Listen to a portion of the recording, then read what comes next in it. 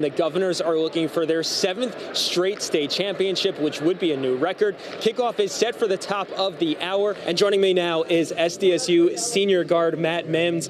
And Matt, to be back in the big dance, how special does that feel? Each player focuses on his own individual responsibility, or simply put, his 111th. The North Dakota-South Dakota border battle has gotten underway. Brandon Valley currently taking on West Fargo. While the two share the same DNA, as well as this space between the posts, their relationships both as sisters and player-coach has deepened throughout their time with Sioux Falls City. While his numbers on both sides of the court jump off the page, it's who he is as a person off the court that's even more impressive.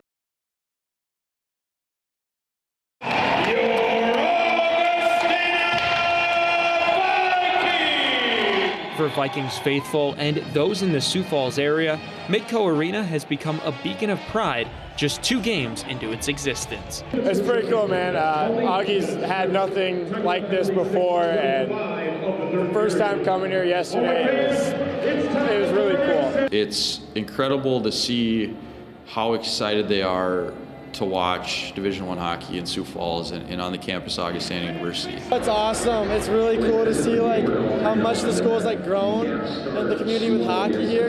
I grew up playing for the Flyers, so having college hockey here is just awesome. Both games this weekend were sellouts, and after playing its first 5 home games at the Premier Center, Augustana knows the opening of the new arena is just another building block for the program in its inaugural campaign. What a great weekend. Regardless of the score, it's going to be a great weekend, and we're going to get wins here. I don't know when they're going to come. We're going to still take it 1 game at a time. With the arena holding just over 3,000 fans, those in attendance felt as though they were right in the middle of the action from anywhere. It's incredible, just really intimate. Everything's done top-notch, right on top of the action, no matter where you're at in the arena. For a school that plays all of its other sports at the Division II level, the D1 hockey program with the new arena brings an elevated level of excitement. There's something you don't get to see like this everywhere. As a small D2 school, it's nothing like it. You're speechless when it comes to opening a facility like this and seeing the outpouring from the student section, first of all. Our students showed up in a big way. We drew from it. It changes the environment of a college hockey game. In Sioux Falls, Ian Sachs, Keloland Sports. Paul Bruns and Max Burchell combined for 85% of the returning minutes for the Coyotes from last season.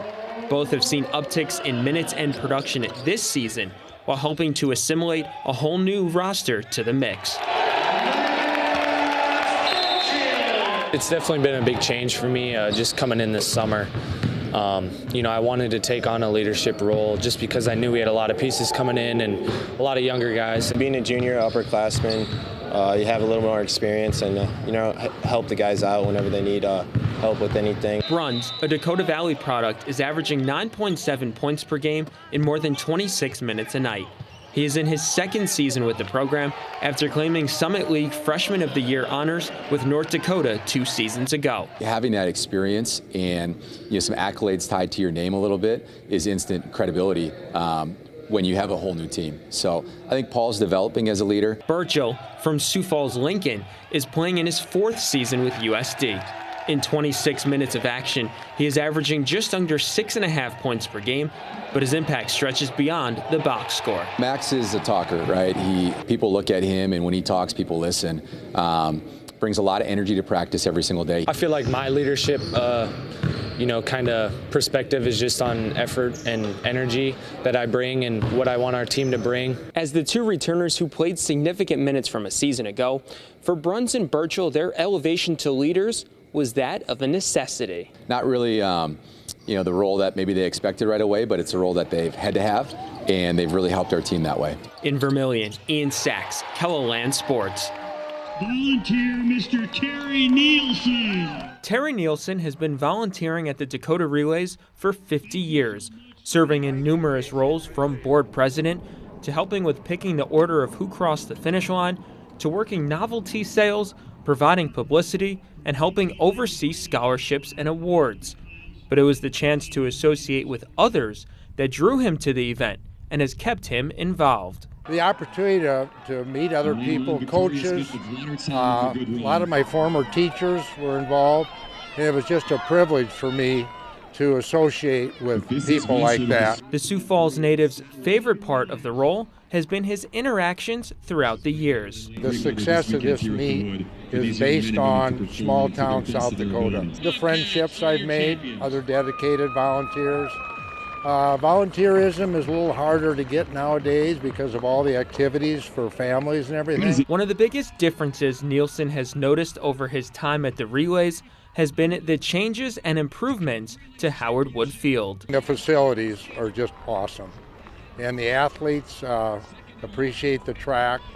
A lot of the net proceeds that we make go to better the track, to better the field. Upon looking back on his tenure, the volunteer envisioned he could have a 5-decade run at the event. Actually, yes, because I'm in good health.